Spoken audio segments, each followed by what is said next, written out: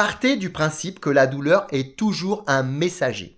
C'est un messager quand elle est chronique, comme quand c'est quelque chose qui n'est pas chronique, parce que tu as la douleur, c'est un signal d'alarme du corps. C'est pas un truc anodin. Quand tu as mal quelque part, il faut s'en occuper. Quand tu as mal aux dents, il faut aller voir un dentiste qui va regarder si tu as des caries, si tu as un problème, qui fait qu'il va falloir résoudre ce problème. Quand c'est physiologique, tout va bien, on va prendre ce qu'il faut, on va prendre les médicaments qu'il faut, on va soigner, et puis tout va bien se passer. Mais quand il n'y a pas de raison physiologique après tous les examens, et qu'on identifie le fait que finalement, il se passe rien, c'est très souvent le cas au niveau du côlon irritable, on va faire tous les examens, des coloscopies, des scanners, on va tout faire, et les médecins vont être complètement démunis, ils vont te dire, écoute, on ne sait pas ce que tu as. Ça doit être mental, et ça énerve énormément les gens.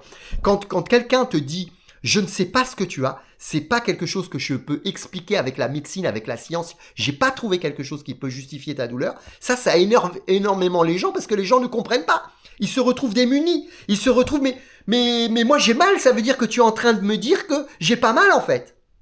Et souvent, le médecin, il va tout de suite te dire, je ne dis pas que vous avez pas mal, parce qu'ils savent très bien ce que ça va créer chez la personne. Ça va créer de la colère. La colère, c'est le besoin de justice.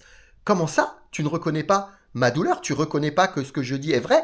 Et ça va être très impactant émotionnellement. Monsieur, vous avez mal au ventre? Ok, mais nous, on voit rien qui fait que vous avez mal au ventre. Mais alors, ça veut dire que je mens? Ça veut dire que tu dis que je mens, que j'ai pas vraiment mal? Le médecin ne va pas aller jusque-là, évidemment, mais il va vous inviter à explorer du côté du mental, du côté de l'imaginaire, du côté des émotions, du côté des choses que vous avez en vous qui font que éventuellement ça peut créer cette douleur.